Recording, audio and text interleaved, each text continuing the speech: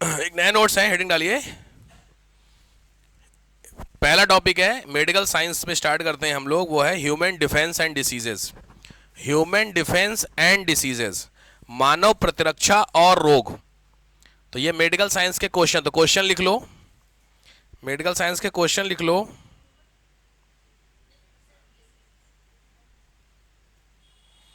Human defence and diseases, मानव प्रतिरक्षा और रोग की बात कर रहा हूं मैं। क्या होते हैं इसको समझते हैं। पहले तो क्वेश्चन लिख लो। अच्छा, जहां पे आपने लिखा है मेडिकल साइंस, उसमें क्वेश्चन लिख लो एटलीस्ट 10 क्वेश्चन प्रीलिम्स में आपके आने जा रहे हैं फ्रॉम द क्या मेडिकल साइंस से। ठीक है, तो 10 क्वेश्चन तो कम से कम आपको मिलेंगे ही मेडिकल साइंस के, तो थोड़ा सा सीरियसली कवर करना है। तो डिसीज को कवर करते हैं पहले, तो सिंपली समझिए, हेडिंग डालिए, type of defence. Type of defence, दो तरीके की प्रतिरक्षा हमारी बॉडी में होती है।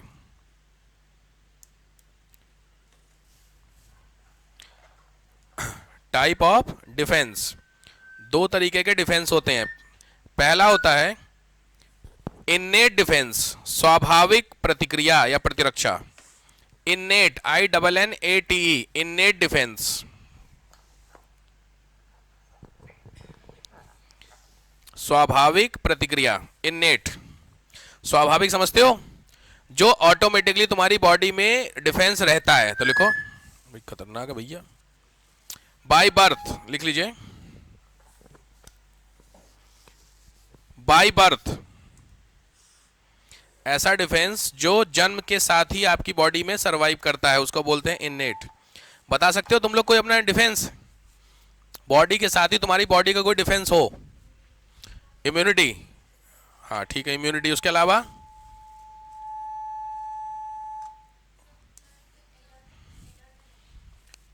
एड्रीनेलिन, और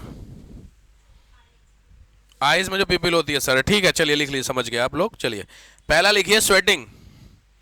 पहला होता है स्वेटिंग, पसीना, ये इन्नेट डिफेंस है। पसीने में पता आपको कौन सा एंजाइम होता है? ओ क्या, हाँ, कौन सा एंजाइम होता है स्वेटिंग में? एंजाइम का नाम लिखिए, उसका नाम है लाइसोजाइम, LYSOZYME, लाइसोजाइम। ये पसीने में मिलने वाला क्या है, एंजाइम होता है। ये खत्म करता है बैक्टीरिया को, क्योंकि आपकी स्किन हवा में रहती है ना, तो हवा में बैक्टीरिया जो बॉडी पे बैठता है उसको खत्म करने का काम स्वेटिंग करता है, लाइसोजाइम। दूसरा, ये also, it is also found in saliva, लार में भी आपको ये मिलता है, लार में भी ये मिलता है, सलाइवा में।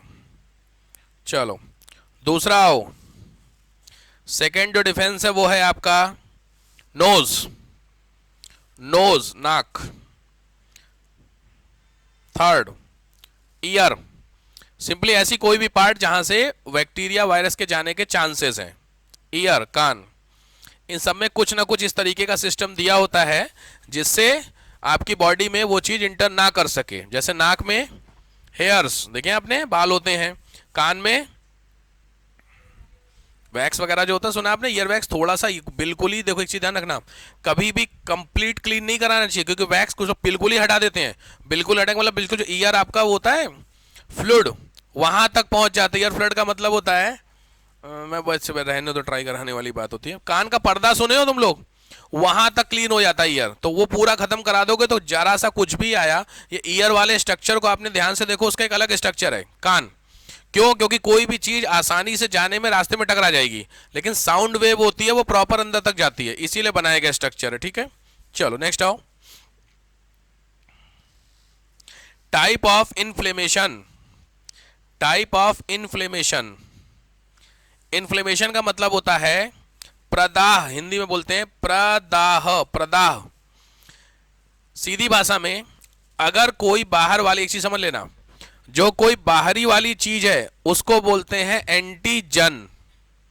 हमारी बॉडी के अंदर जाती है तो हमारी बॉडी जो जनरेट करती है वो कहलाती है एंटीबॉडी। समझ रहे हो? ये बहुत कंफ्यूजन होता है बच्चों को, पता नहीं एंटीजन क्या होता है। तो एंटीजन समझ में आ गया, तो ये क्या हो सकता है? Example, virus, virus, bacteria, fungus, ये तो सब एंटीजन हुए ना तुम्हारे, और एंटीबॉडी बनती है। ठीक बात है, तो ये एंटीजन एंटीबॉडी रिएक्शन होती है, इसी को बोलते हैं इम्यूनिटी।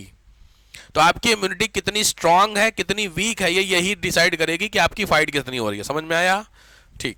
देखो टाइप ऑफ इन्फ्लेशन में 5, यानी अगर बॉडी में कोई भी चीज एंटर किया तो आपको 5 कैरेक्टर दिखेंगे, इनमें से कोई एक। पहला लिखो हीट, ऊष्मा। दूसरा होता है रेडनेस। थर्ड होता है स्वेलिंग, फुलाव। रेडनेस मतलब लाल हो जाना। थर्ड होता है स्वेलिंग, फूलना। फोर्थ होता है पेन। फिफ्थ होता है ब्लीडिंग, रक्तस्राव। यही 5 कैरेक्टर समझ में आ गया आपको? अगर आपको चोट लगेगी तो आपकी बॉडी में ये 5 में से कोई एक होगा, हो सकता है एक से ज्यादा भी हो, लेकिन जनरली यही 5 तो होंगे। पहला हो गया क्या? हीट का मतलब क्या हुआ? फीवर, जो मैंने अभी आपको बताया था। समझ में आया? तो कोई चीज रेड हो रही तभी तो आपको पता चल रहा है चोट लगी है। ऐसा होता कई बार आपको चोट लगी और आपको पता ही नहीं चला, बाद में आपने देखा तो रेड पड़ा हुआ वहां पे, ऐसा होता है। तो वो इसी का इंडिकेशन होता है। तो आपको अरे यार चोट लगी थी क्या, मुझे समझ में आया, ये वो होता है। ठीक है, चलो। हाँ, चोट लगने के बाद फीवर आता है। हाँ, तो चोट को हील करने का काम कर रही है ना बॉडी। जहां पे भी चोट लगेगी उस ऑर्गन को हीलिंग होती है। हीलिंग कौन करेगा? सेल। सेल क्या होगी? गर्म। अगर बॉडी में कुछ भी गर्माहट हो रही है, इसका मतलब अंदर कुछ तो रिएक्शन चल रही है। भाई नॉर्मल बॉडी सही चल रही थी, सब नॉर्मल चल रहा था, लेकिन अगर आपकी बॉडी गर्म हुई, इसका मतलब अंदर कुछ तो हुआ। वो कुछ क्या होगा? 2 चीजें, या तो बाहर से कुछ आया या तुमको चोट चपाट लगी, जिसको क्या कर रहा है? हील कर रहा है। किसी लिए कई बार, इसीलिए बोलता हूं हर चोट में, किसी भी डिसीज में 99% चांसेस हैं फीवर के। तो फीवर बहुत कॉमन कैरेक्टर है, आपने सुना है हर जगह पे बुखार आ जाता है। तो बुखार इसीलिए क्या बोलता हूं कि बुखार उस बीमारी का कैरेक्टर नहीं है। बुखार बस इंडिकेशन है कि आपको कोई बीमारी होने जा रही है। डिफरेंस समझ में आ रहा है ना? ठीक है।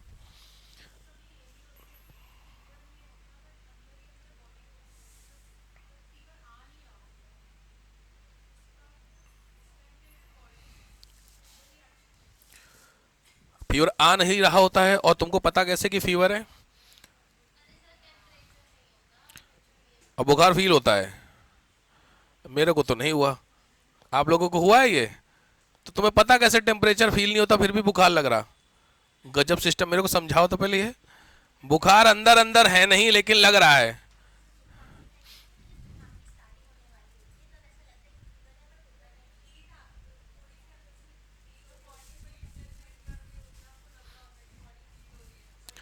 अगला लिख को हट, फालतू बातें हैं। बुखार होगा तो दिखेगा, नहीं होगा तो फील क्या हो रहा है? बुखार, हद हो रही है यार। बुखार का मतलब टेम्परेचर है या नहीं है। मेरे को टेम्परेचर लग रहा है। ये डॉक्टर के पास मत जाना लेकर के, बुखार दिख नहीं रहा उसमें थर्मामीटर वगैरह, फिर भी मेरे को तो लग रहा है बुखार, तेरा टेम्परेचर खराब है। हद हो गई यार, भगा देगा डॉक्टर वहां से। चलो, ये हुआ तुम्हारा इनेट। दूसरा हो specific immune, specific defence system, विशिष्टीकृत। विशिष्टीकृत, तो पहला तो हो गया इनेट जो अपने आप होता है, दूसरा स्पेसिफिक इम्यूनिटी तुम्हारी बॉडी में होती है। स्पेसिफिक इम्यूनिटी, ये स्पेसिफिक इम्यूनिटी होती है जब आप वैक्सीनेशन करा लेते हैं।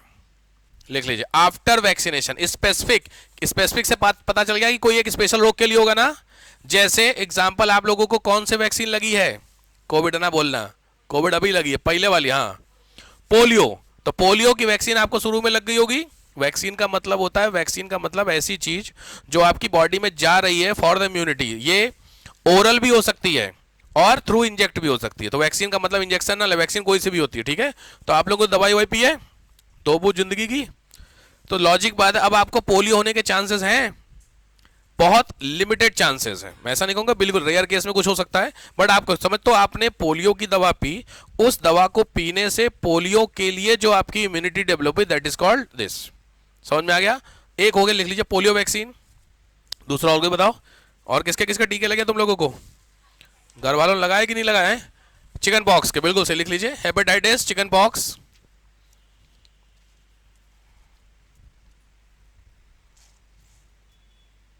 ठीक,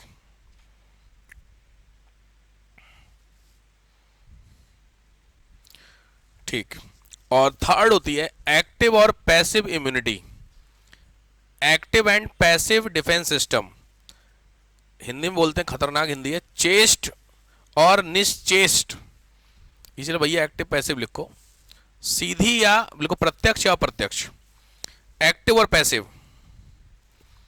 एक्टिव पैसिव समझते हो, किसी को आइडिया? एक्टिव इम्यूनिटी का मतलब होता है जब आपकी बॉडी में डायरेक्ट फाइट होती है, लिख लीजिए इसी फाइट को, एक्टिव पहले लिखो, एक्टिव में लिख लो एंटीजन एंटीबॉडी रिएक्शन, ये एक्टिव इम्यूनिटी कहलाती है, एंटीजन एंटीबॉडी रिएक्शन।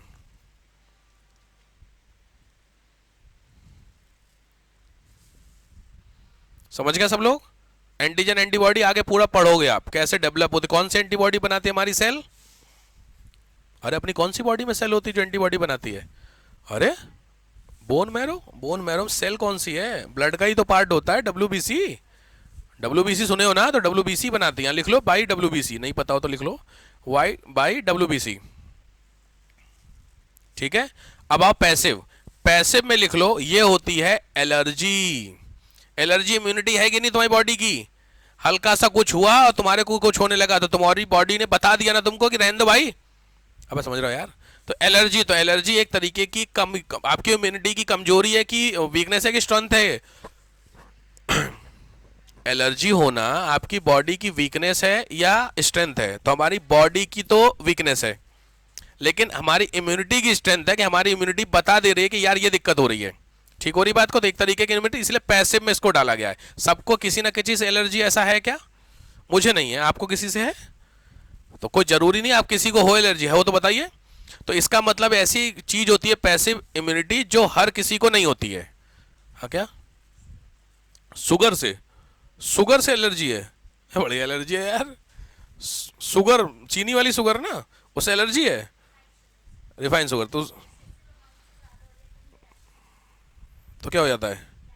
रैसेस होते हैं। शुगर ये बढ़िया, ऐसी बीमारी है मजा ही आ जाए, है ना, झंझट है। शुगर ही खाने में देखो बात खत्म हो गई। हमारे एक क्लासमेट था, रूममेट था बेसिकली, जहाँ हम लोग मुखर्जी नगर, मुझे देखो उसकी बात से याद आ गया, उस बंदे को ना कुछ भी खिलाओ उसकी बॉडी में लगता ही नहीं। आप बिलीव मानेंगे, चूंकि मैं तो नॉनवेज नहीं लेता हूँ, जो रूममेट जब नॉनवेज बनाते थे वो लोग, तो नॉनवेज बनाते समय उसमें बहुत सारा ऑयल बचता है, नहीं होगा मे भी कुकर में, वो बंदा ऑयल ऐसे कुकर से ऊपर करके पीता था। अब मेरे को पॉइंट ये आया, मैं मेरा रूममेट थे, हम 3 लोग रहते थे साथ में, हम खाली उसको देखते थे। यहां तो ऐसे हो रखा है बॉडी लोगों की, भाई साहब पानी भी लग जाता है, देखे हो ना चीजों को लेकर के कि पानी पी रहा है वो भी बॉडी बना रही है। उस बंदे का मैं स्ट्रेंथ देखा, उसको वो भी नहीं लग रहा था। वो हम लोगों के साथ साल भर रहा, साल भर वो ऐसा का ऐसा, ना कम ना ज्यादा। ऐसी इम्यूनिटी अगर मिल जाए फिर तो मजा ही आ जाए। फिर आपको होते ना कुछ लोगों के साथ, तो जैसे इनका बड़ा सही है, देखो इम्यूनिटी भाई ऐसी मिल गई, चलो बढ़िया। तो ये एलर्जेटिक कंडीशन होती है। एलर्जी ऑटो इम्यूनिटी में आएगा, ऑटोमेटिक इम्यूनिटी बनती है एलर्जी की आपकी, ठीक।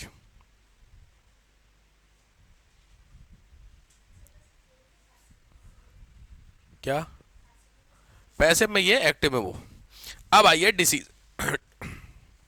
डिसीजेस, बीमारियां। डिसीजेस शुरू करते हैं यहां से पढ़ना। मैंने आपको डिसीज के नाम लिखने के लिए दिए थे, अगर पुरानी बात, बहुत सारे लोग कह रहे थे हम नहीं आए थे सर, अभी लिख लीजिए। मैं आपको बताने जा रहा हूं बैक्टीरियल डिसीज, तो आपको घर से जो करना वो बताता, फिर मैं पढ़ाऊंगा। बैक्टीरियल डिसीज में कितने तरीके की डिसीज जो बैक्टीरिया से होती होगी, कोई एक दो बताओ।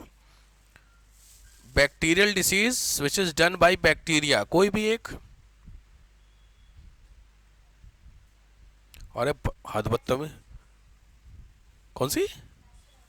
पैसोरेस। और कुछ कॉमन डिसीज बताओ यार, इतनी टेक्निकल ना जाइए। बैक्टीरिया, अरे यार बैक्टीरिया की एक डिसीज नहीं आपको पता? टाइफाइड। और नया नया एक्सपीरियंस है सर अभी। और किसी टाइफाइड के अलावा? अरे भगवान, कॉलरा सुने हो? डायरिया, कॉलेरा, सब बैक्टीरियल तो डिसीज है यार। तो घर से आपको क्या करना है, एक तरफ डिसीज के नाम और एक तरफ बैक्टीरिया का नाम लिखना है, हो जाएगा। टेक्निकल नाम होगा, थोड़े से वैसे नाम होंगे, जैसे कॉलरा है। अच्छी बात याद करने में यह है कि ऑलमोस्ट जितने भी डिसीजेस के बैक्टीरिया होंगे उनके नाम में वो डिसीज होगी। फॉर एग्जाम्पल कॉलरा, तो कॉलरा का जो बैक्टीरिया है वो है वाइब्रियो कॉलरा, उसका नाम ही यही है। तो वाइब्रियो कॉलरा, तो कॉलरा से कॉलरा समझ में आ गया। कॉलरा समझते हैं सब लोग, हैजा बोलते शायद ना, ठीक है, समझ में आया। तो ये लिस्ट आपको कवर करनी है, मैं डिसीज पे जाता हूँ इन मतलब डिटेलिंग में। पहला ये कॉलरा, बैक्टीरियल डिसीज की लिस्ट आप कवर करेंगे तो करीब 15 से 20 लाइन छोड़ दीजिएगा या फिर लिख लीजिए, फिर आखिरी में कर लीजिएगा। पहली डिसीज है कॉलरा। कॉलरा जानते हैं, आपको हर एक डिसीज के कैरेक्टर पता होने चाहिए, तो कॉलरा आप सबको पता होगा। दूसरी चीज, हर एक डिसीज का इफेक्टिव ऑर्गन पता होना चाहिए, कहाँ की डिसीज है, समझ रहे हो। जैसे बहुत फेमस है, कॉमन कैटरेक्ट कहाँ की है, आइस की, ऐसे ही आपको पता होना चाहिए। तो कॉलरा कहाँ का होगा,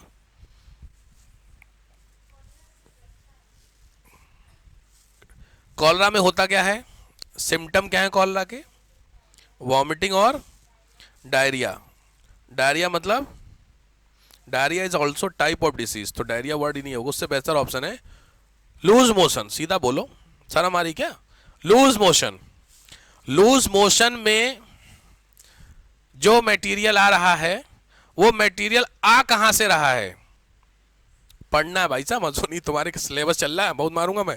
कहां से आ रहा है, बॉडी के किस हिस्से में वो चीज जमा होती है, जो चीज बाहर आ रही है, यही तो हुआ, इंटेस्टाइन में जमा होती है, पक्का। इंटेस्टाइन में कोई चीज डिपॉजिट नहीं होती है, इंटेस्टाइन का काम होता है डाइजेस्ट करना, उसके बाद आगे बढ़ा देना। लीवर, बड़ी समस्या है। रेक्टम, बिल्कुल सही, बिल्कुल, बॉडी का जो रेक्टम का पार्ट होता है वहां पे ये चीज जमा होती है, ठीक है। दूसरी चीज, जो चीज होती है, बहुत ध्यान से समझना, वो नॉर्मली सॉलिड की फॉर्म में होती है, लेकिन डायरिया में जो लूज मोशन होता है वही चीज लिक्विड हो जाती है। इसका मतलब क्या नहीं हुआ, इसका मतलब जो आपने पानी पिया वो पानी डाइजेस्ट नहीं हुआ, आया कुछ कुछ, वो पानी आपकी बॉडी से हो करके सीधे बाहर चला गया। अब वो जब बाहर निकलेगा तो थ्रू एनस बाहर निकलता है, रेक्टम से होकर के, तो रेक्टम में जो मटेरियल होगा वो पानी अपने साथ उसको बाहर लेकर के आएगा। तो अब समझ रहे हो, दिमाग लगाओ, जो चीज सॉलिड फॉर्म में आनी चाहिए वही चीज अब लिक्विड फॉर्म में आती है बाहर, उसी को क्या बोलते हैं, लूज मोशन। बैठ गया दिमाग में। तो जो लूज मोशन होता है इसका मतलब पानी नहीं बच रहा है, यही तो हिसाब बैठा। अब यहां हिसाब बैठा, अगर पानी नहीं बच रहा है तो पानी होता कहां पर है, जहां पचता होगा, खाना पचता है, खाना डाइजेस्ट होता है, पानी भी डाइजेस्ट होता है। तो जो वाटर आपका डाइजेस्ट नहीं हो रहा है उसी हिस्से को बोलते हैं जहां पे ये डिसीज होती है। क्लियर हो गया। तो वाटर आपका डाइजेस्ट होता है स्मॉल इंटेस्टाइन में। क्लियर हो गया। तो ये डिसीज कौन सी होगी आपकी, स्मॉल इंटेस्टाइन की, लिख लीजिए। इसीलिए आप लोगों ने देखा होगा कि जिनको भी डायरिया आपको हुआ होगा तो डॉक्टर साहब आपको ओआरएस देते हैं, सुना है। वो क्यों ओआरएस होता है, ओआरएस में सिंपली भाषा में जो पानी आप पीते हो तो पानी में मिनरल्स होते हैं, वो सारे मिनरल्स पानी से तो बाहर निकल गए। भाई तुमने पानी पिया, कैल्शियम विटामिन प्रोटीन था पानी में, ये तीनों चीजें पानी के थ्रू तुम्हारी बॉडी में लगने थे, नहीं लगे, सीधे बाहर हो गए, तो बॉडी में वीकनेस आने लगेगी। तो उस वीकनेस को दूर करने के लिए आपको अलग से एलिमेंट लेने पड़ते हैं, उसी एलिमेंट को क्या बोलते हैं, ओआरएस। समझ में आया सिस्टम। तो ऐसे डिसीजेस समझनी पड़ती हैं आपको, ठीक है। तो लिखिए स्मॉल इंटेस्टाइन, ठीक है। तो पहली चीज समझ में आया बैक्टीरिया का नाम, दूसरा इफेक्टिव ऑर्गन, तीसरे कैरेक्टर, ये तीनों समझ में आ रहे हैं। हर एक डिसीज पढ़नी है। वेक्टर क्या होते हैं, reason contaminated water and food, unhygienic food, ठीक बात सबको पता होगा। खुले में जो खाना वाना रखा था पानी होता है, बिल्कुल सही बात है, ठीक है। तो कॉलरा का क्या लगता है, वैक्सीनेशन होती है, कॉलरा की शुरू में लग गई होगी, और कॉलरा के लिए क्या होती है, दवाइयाँ भी आती हैं, नॉर्मल होती है। मेडिसिन सबकी नहीं पढ़नी है, 4-5 की मेडिसिन आपको कैंसर एंसर की पढ़नी पड़ेगी, आया हुआ है। क्लियर हो गया। चलो दूसरा और डिप्थीरिया, नेक्स्ट डिसीज डिप्थीरिया, दूसरी बीमारी लिख लो डिप्थीरिया, DIPTHERIA, डिप्थीरिया, सेम नाम इन इंग्लिश। डिप्थीरिया पहली चीज है, ऑर्गन लिख लो नेक, गले में। 3 से 5 साल के बच्चे, 3 से 5 साल के बच्चों को होता है। नेक्स्ट, व्हाइट मेम्ब्रेन, सफेद झिल्ली बन जाती है, व्हाइट मेम्ब्रेन सफेद झिल्ली बन जाती है, और ये बनती है रिस्पायरेटरी ट्रैक्ट के ऊपर, अपर द रिस्पायरेटरी ट्रैक्ट, श्वास नली के ऊपर। जो सांस नली होती है, खाने आप खाते हैं ध्यान रखिए, जब आपकी बॉडी में 2 पाइप हैं, एक है फूड पाइप, दूसरा विंड पाइप, सुना होगा आपने। इन दोनों का जो ढक्कन है वो सेम है। ढक्कन समझते हैं, कैप। दो पाइप ऐसे, ऐसे कैप है। जब आप खाना खाएंगे तो ये ढक्कन ऐसे होता है, फूड पाइप खुलता है, इसमें से खाना जाता है। और जब आप सांस लेते हैं तो ये बंद होकर के यहां खुलता है, इसमें जाता है। सिस्टम समझ में आ रहा। इसीलिए लोग बोलते हैं खाना खाते समय बोला नहीं जाता है, सुना आपने। क्योंकि जब आप बोलोगे तो तुमको किसकी नीड होगी, सांस की, ब्रीदिंग। और ब्रीदिंग में फिर जो ढक्कन होता है कैप, वो कंफ्यूज होता है किधर खुले। इसीलिए कई बार खाना खाते समय ये खुल जाता है, और उसी के खुलने से अचानक से आपको नहीं आ जाता तो आप पूरा माहौल बाहर निकाल देते हैं सब। क्यों है रीजन समझ में, अचानक से नहीं फंसता है। क्योंकि खाने का अगर एक माइक्रोन वाला पार्ट भी आपके विंड पाइप में गया, आप खत्म। सांस के नली में अगर कुछ भी इतना सा भी खाने का टुकड़ा गया, आप निपट जाएंगे। तो सीधी बात, उसको रोकने के लिए यह सिस्टम बनाया गया। एक बार में अगर दो होते तो दो में फूड पाइप वाला फूड के समय और सांस वाला खुलता, तो समझ लो कई बार देयर इज ए पॉसिबिलिटी है। इसलिए एक ही दिया हुआ है कि एक से ही या तो ये अल्टरनेट का ऑप्शन ही नहीं है। समझ रहे हो सिस्टम। लेकिन जब खाना खाते समय कई बार बोला जाता है, कूदा जाता है, तो उस समय अचानक, इसलिए खड़े होकर के नहीं खाना चाहिए, बहुत बार नहीं बोलते, यही सब रीजंस हैं। ठीक है। तो जो सांस वाली नली होती है, उस नली के ऊपर एक व्हाइट कलर की मेम्ब्रेन बन जाती है। इस मेम्ब्रेन से जो बच्चे होते हैं उनको ब्रीदिंग में दिक्कत होने लगती है। ठीक है। उस बीमारी को क्या बोलते हैं, डिप्थीरिया। क्लियर हो गया। इसको लिए बच्चों के लिए प्रॉपर वैक्सीनेशन गवर्नमेंट चलाती है, उसका नाम है डीपीटी। लिखो, गवर्नमेंट वैक्सीनेशन का नाम है डीपीटी। यहां डी से डिप्थीरिया आएगा, पीओटी अलग अलग है, वो आगे लोग बताऊंगे। 3 रोग की है, फिर 4 की अलग चलती है। तो डी से डिप्थीरिया हो गया, इसका वैक्सीनेशन आप सबको लगती है। जब भी बच्चे पैदा होते हैं तो इनिशियली डॉक्टर साहब पहले दिन, जिस दिन बच्चे होते हैं उसी दिन 3 वैक्सीनेशन लगाते हैं, यही तीनों लगती हैं, डी, पी और टी की। ठीक है। तो यहाँ पे आप सबके निशान होगा, चेक कर लीजिएगा। सबके लेफ्ट या राइट में एक साइन होगा, छोटा सा होगा ही होगा, नहीं होगा तो गड़बड़ है। क्योंकि उसके साइन रह ही जाते हैं, वो ऐसा वैक्सीनेशन होती है, उसके साइन कंपलसरी आपकी बॉडी में होगा ही होगा। और छोटे बच्चों के यहाँ पे होता है, आप देख लीजिएगा, सबके पास होंगे। ठीक है। चलो, तो ये हुआ डी। अब आओ,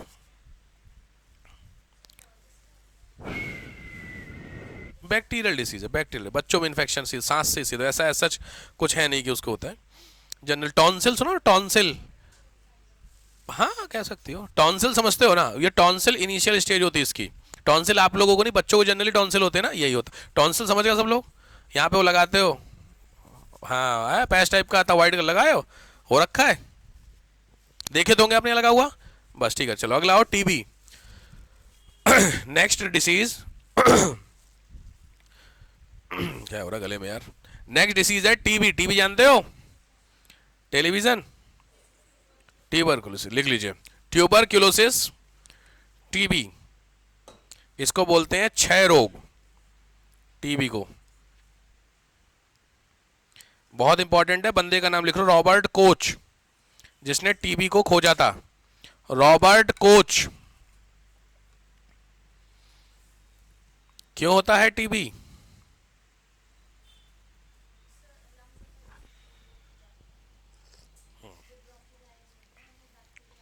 ब्रोंकियोल सुना है तुम लोगों ने, लंग्स सुना है, उसी की डिस लिखिए, डिसीज है लंग्स की। इनिशियल में, लेकिन आजकल टीबी बहुत जगहों पे होता है। बैक्टीरिया जो है टीबी वाले, वो बॉडी के जिस भी ऑर्गन में जाएंगे वहां का टीबी हो रहा है। ब्रेन का टीबी हो रहा है आजकल, ब्रेन, ठीक है, उसका टीबी हो रहा है। बोन टीबी हो रहा है, समझ रहे हो। तो बैक्टीरिया वहां वहां जाएंगे, उसका टीबी करेंगे।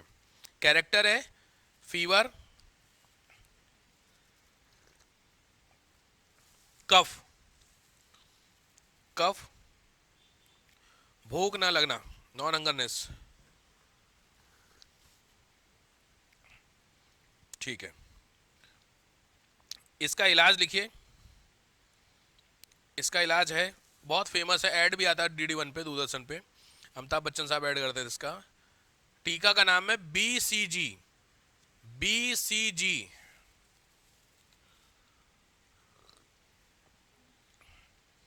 और इंडिया में जो वैक्सीनेशन सिस्टम चलता है उसको बोलते हैं डॉट्स सिस्टम। मतलब इंडिया में जो टीबी के मरीजों को 3 भी वो लगते हैं, वैक्सीन लगते हैं, उस तीनों वैक्सीनों का जो सीरीज है, उस सीरीज को मिला करके बोला गया डॉट, DOTS, डॉट्स सिस्टम।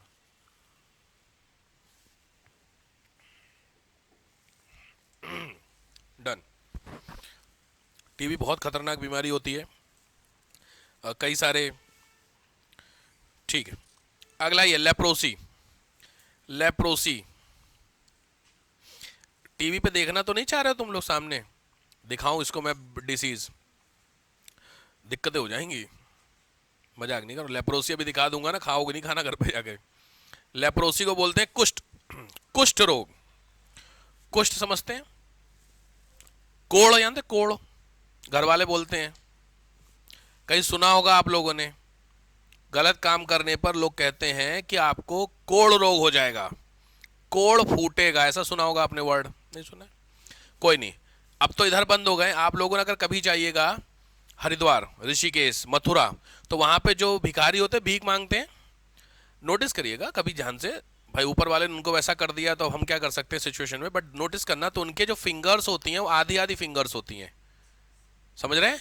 ये फिंगर, तो वो इन फिंगर्स पे कपड़ा बांधे होते हैं और उन कपड़ों से लीक कर रहा होता है कुछ ना कुछ, समझ रहे हैं? तो बेसिकली जो फिंगर्स होती हैं ये पकने लगती हैं और इसमें से कुछ निकलता है, समझ रहे हैं? दैट इज कॉल्ड कोढ़। या फिर ये जो आपकी फिंगर्स हैं, इन फिंगर्स का जो जॉइंट है, ये जॉइंट क्रैक करेगा और इसमें से कुछ आएगा। ये स्पेशली डिसीज फिंगर्स पे ही होती है बेसिकली, समझ रहे हैं बात को? तो ये माना जाता है, स्पिरिचुअल पॉइंट से बीमारी बोली गई है फॉर द दान, जो दान नहीं करते हैं, दान वगैरह नहीं होता है, उनके लिए बोला जाता है। या फिर इन हैंड से आपने कुछ गलत काम कर रखा है, तो जनरली ये बीमारी होती है उन लोगों को। लास्ट बर्थ में कर रखे तो इस बर्थ में ऐसा होता है, ऐसा स्पिरिचुअल है। बट उस पर आ जाइए, लेप्रोसी, ठीक है? इसमें लिखिए स्पेशली मतलब ऑर्गन, तो ऑर्गन में है नी, नी, एंकल, फिंगर, घुटने, कोहनी और फिंगर्स, ठीक है? लेप्रोसी खाओ, बहुत फेमस, इंडिया में बहुत इंपॉर्टेंट डिसीज है, काफ़ी नंबर्स ऑफ केसेस हैं। तो गवर्नमेंट ने इसके लिए एक अप्रोच, आपने सुना भी होगा मे बी, ये टैगलाइन, एमडीटी खाओ कुष्ठ मिटाओ। किसी ने नहीं सुना? कोई बात नहीं। जो DD1 होता है, तो DD1 पे जब शाम को मूवीज आती थी, संडे को शाम को 4 बजे, तो उस मूवीज में ऐड आता था, उसके जस्ट पहले ही आता था, अमिताभ बच्चन इसका भी ऐड करता था, एमडीटी खाओ कुष्ठ मिटाओ। तो कुष्ठ तो रोग हो गया, तो एमडीटी ये दवाई हो गई, ठीक है? तो लिख लीजिए, वैक्सीनेशन है एमडीटी। एमडीटी का मतलब होता है multi drug treatment. MDT multi drug treatment. 3 दवाई हैं। पहली दवाई है dapsone, DEPSON, dapsone. Next medicine है क्लोफाजिमीन, CHLOFAZIMINE,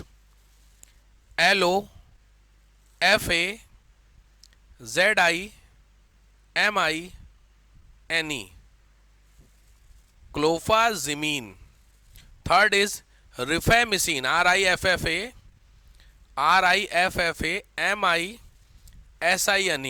रिफेमिसिन। ये 3 दवाइयां, 3 हो गई। तो ये 3 दवाइयों को सीरीज में देते हैं, तो इसी को एमडीटी बोलते हैं। क्लियर हो गया?